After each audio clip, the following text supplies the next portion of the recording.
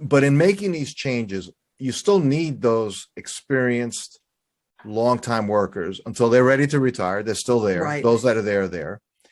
Do any of these culture shift directions, does that run the risk of souring things for your veteran team?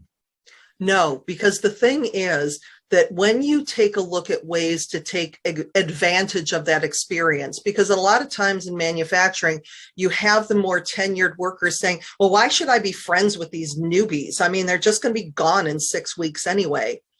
What if you took that person under your arm? What if you developed a friendship, and you looked for ways to have like that mentoring mentee relationship? Because a lot of times you have reverse mentoring. The person who is the mentee that comes in can actually teach, and let's just say Gen Z and Boomer, so that Boomer has all the knowledge, the experience. They've been there for 20 years. They know the history of the company. This new kid coming in, sees the world differently because that's the way that that person was raised.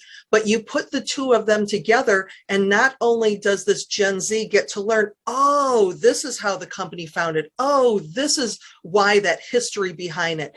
But they can they can also come to an understanding. And a lot of it is, bonding over things like music, of getting people together who would not naturally gravitate towards each other and having those relationships, because now that Boomer is feeling more relevant.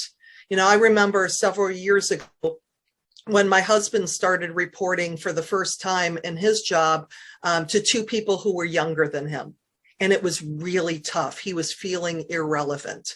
And so now it's just, we realize that figuring out ways to have those relationships. And the other thing too is that we need to start changing the conversation with parents, with guidance counselors in the schools, that manufacturing, that tech, that a career in industry is a great way to make a living, great benefits, and a great way to do that, because too many times parents will say, oh, well, I want my kids to have a better life than me, so they're going to go to college, and they go and come out, $100,000 in student loan debt with something that they're not going to enjoy. So we change the conversation and make it okay, and start making manufacturing sexy again to bring people in. Because when I was in the welding industry, it was everything your mother ever warned you about. It was dark, dirty, and dangerous.